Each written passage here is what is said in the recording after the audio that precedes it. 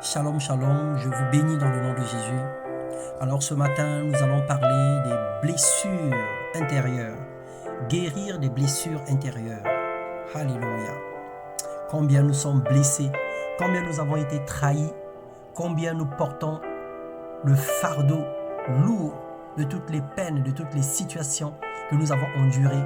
Certains d'entre nous ont été violés, d'autres ont été méprisés, abandonnés, rejetés, d'autres ont été maltraités par les parents, par les marâtres, d'autres ont été brimés à l'école, d'autres ont été licenciés injustement, d'autres personnes ont été trahies par leurs conjoints, d'autres personnes ont connu des échecs en amour, des échecs scolaires, des échecs dans les affaires. Et toutes ces choses, la somme de toutes ces choses a détruit l'état moral et spirituel, voire même physique de notre cœur, entraînant des ulcères et les maux d'estomac chroniques.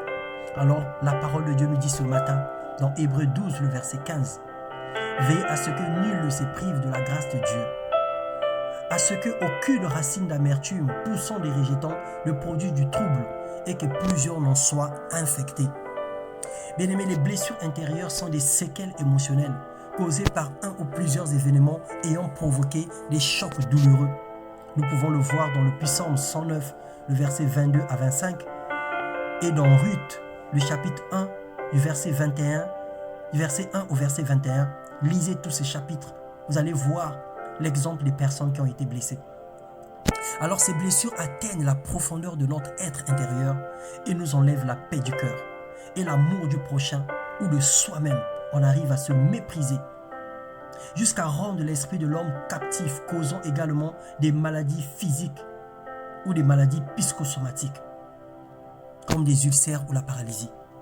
Philippiens 4, le verset 6, la Bible dit « Ne vous inquiétez de rien, mais en toute chose faites connaître vos besoins à Dieu par des prières, par des supplications, avec des actions de grâce. » Alors guérir son cœur ou sortir d'un deuil est une décision personnelle dont Dieu apporte sa touche par l'aide du Saint-Esprit. Il faut décider et accepter de tourner la page. Tu as perdu quelqu'un de cher, tu as perdu quelqu'un de proche et que jusqu'à aujourd'hui tu n'as jamais fait de deuil. Tu n'es jamais sorti de ton deuil. Bien, mais rassure-toi que cette personne ne reviendra pas. Mais toi, tu as besoin de te relever. Tu as besoin de sauver d'autres vies. Tu as besoin d'aller de l'avant. Alors que le Saint-Esprit t'aide ce matin à sortir de cette situation. Dans Romains 8, le verset 11, il est écrit « Si l'Esprit de celui qui a ressuscité Jésus d'entre les morts habite en vous, celui qui a ressuscité Christ d'entre les morts rendra aussi la vie à vos corps mortels par son Esprit qui habite en vous. » Alors invite le Saint-Esprit dans ton cœur afin qu'il vienne donner la vie à ce qui est mort à l'intérieur de toi. Confesse la parole dans ta vie, proclame la guérison et ta libération afin que le Saint-Esprit prenne le relais et transforme totalement ta vie. Alors je vous donne une astuce. Écris ta douleur sur un papier.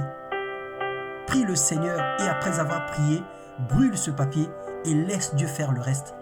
Considère que ce problème est parti dans les flammes parce que tu l'auras brûlé et ressens intérieurement une paix dans le nom puissant de Jésus. Alors je le répète encore, tu écris ta douleur, tu écris tout le problème qui te fait mal, le problème qui t'a rendu ce que tu es aujourd'hui. Mets en face de toi cette feuille et tu pries le Seigneur selon Romains 8, le verset 11. Après avoir prié, tu brûles ce papier et tu laisses le problème partir dans les flammes. Tu retrouveras la paix dans le nom de Jésus. Alors que le Seigneur vous bénisse ce matin et guérisse vos cœurs, vous comble de paix et de grâce dans le nom de Jésus.